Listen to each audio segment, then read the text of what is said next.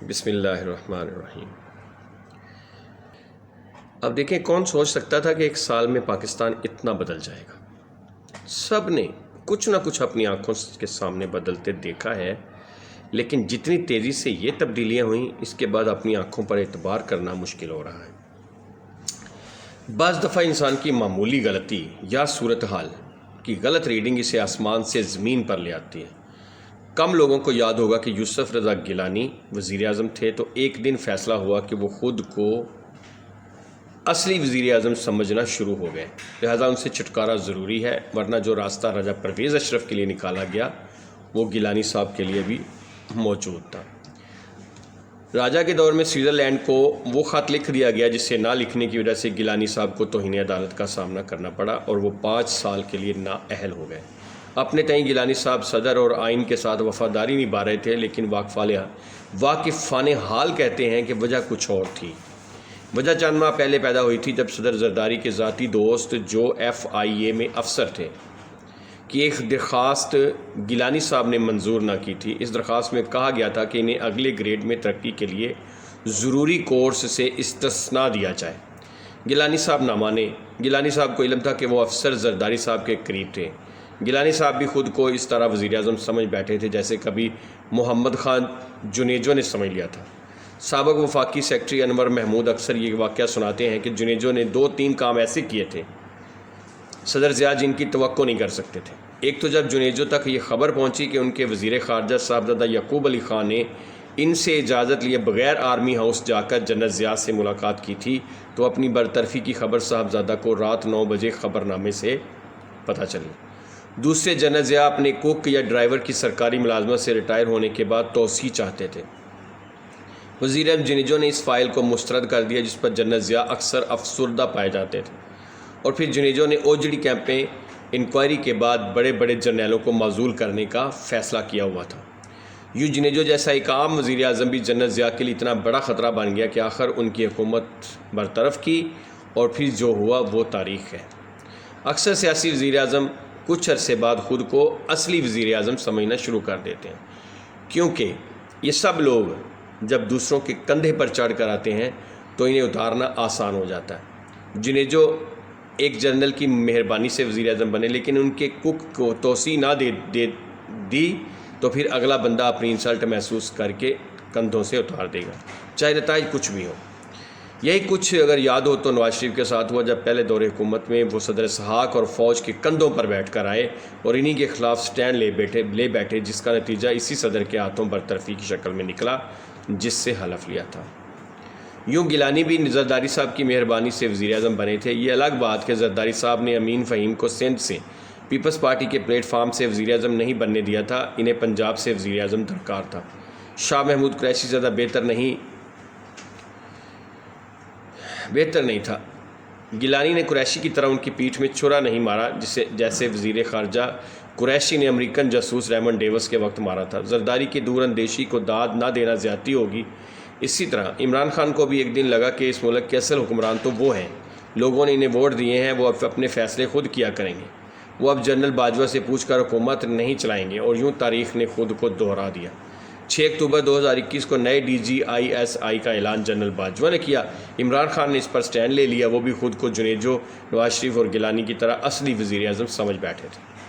ان کے خیال میں بغیر کسی کی مہربانی، سپورٹ یا احسان کے یہاں تک پہنچے تھے، اور پھر ایک فوجی افسر کی تعیناتی کو لے کر جو طوفان اٹھا، اس میں یہ ملک پھنس کر رہ گیا۔ بعض دفعہ حیران ہو جاتا ہوں کہ جو آپ دوسروں کے لیے سوچتے ہیں وہی آپ پر کیسے اپلائی ہو جاتا ہے۔ آپ کو یاد ہوگا کہ عمران خان دنیا کے درجن بھر گورننس ماڈل سے بڑے متاثر تھے، اپنی تقریر میں صورتحال کے مطابق وہی ماڈل فٹ کر دیتے تھے۔ وہ بیک وقت ریاست مدینہ، روس، چین، امریکہ، یورپ، ملائیشیا، ترکی، برطانیہ اور سعودی عرب کے نظام کے علاوہ نیدرلینڈ کے وزیر اعظم سے متاثر تھے جو سائیکل پر دفتر جاتا تھا۔ حتیٰ کہ ایک بھارتی ریاست کے وزیر اعلیٰ نتیش کمار کے گورننس ماڈل کے بھی بڑے فین تھے، جسے لاہور بلوا کر گورننس پر قوم کو لیکچر دلوایا۔ ستم ظریفی ملاحظہ فرمائیں کہ اس کے بعد عثمان بزدار کو وزیر اعظم لگا دیا۔ جب وہ وزیر اعظم بنے، وزیر اعلیٰ لگوا دیا، اور جب وہ وزیر اعظم بنے اور دنیا کے ان ممالک کا دورہ کیا جہاں جمہوریت نہیں تھی تو اچانک ان کے ماڈلز انہیں اچھے لگنا شروع ہو گئے۔ انہیں سعودی عرب کے حکمرانوں کی پاورز نے بڑا مسحور کیا۔ اس نوجوان شہزادے سے وہ بڑے متاثر ہوئے جو عمر میں ان سے آدھا تھا لیکن اختیارات میں بڑا تھا۔ سعودی شہزادے نے جس طرح اپنے مخالفین کو قید کیا اور اربوں ڈالر نکلوائے، وہ آئیڈیا بھی خان کو بڑا پسند آیا۔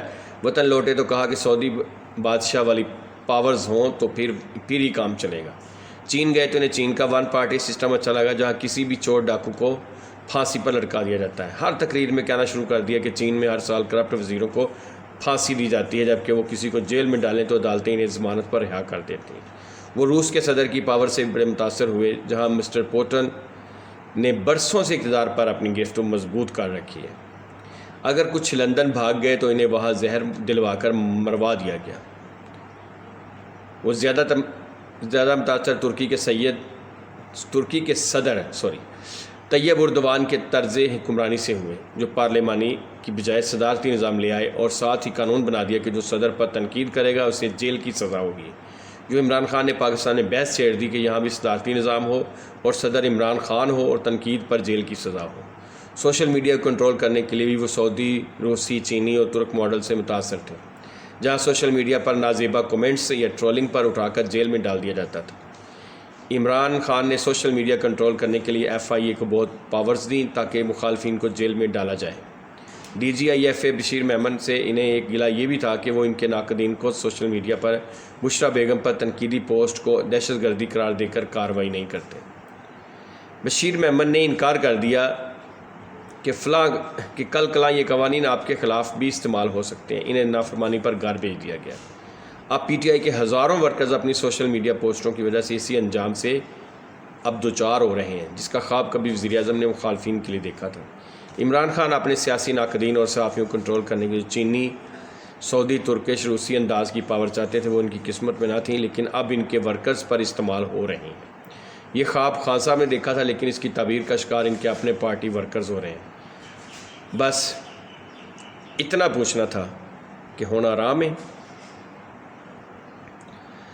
اب جب تک ہمارے اندر سے پاورز کی ہوس ختم نہیں ہوتی، اختیارات کی ہوس ختم نہیں ہوتی، تو ہمارا ملک کبھی بھی ترقی نہیں کر سکتا۔ ہر ایک کو اپنی اپنی جگہ پر رہنا چاہیے۔ آرمی کا کام بارڈرز کی حفاظت اور دشمن کے ساتھ برسر پیکار رہنا، اور سیاستدانوں کا کام ملک سنبھالنا، اور اسٹیبلشمنٹ کا کام اپنے دفاتر کے امور کو سر انجام دینا۔ اگر ہر کوئی اپنا اپنا مقام پہچان لے تو ایسا کبھی بھی نہ ہو۔ ہمارے چینل کو آپ سبسکرائب کریں، اس ویڈیو کو لائک کریں، شیئر کریں اور ہمارے ساتھ بنتے رہیں۔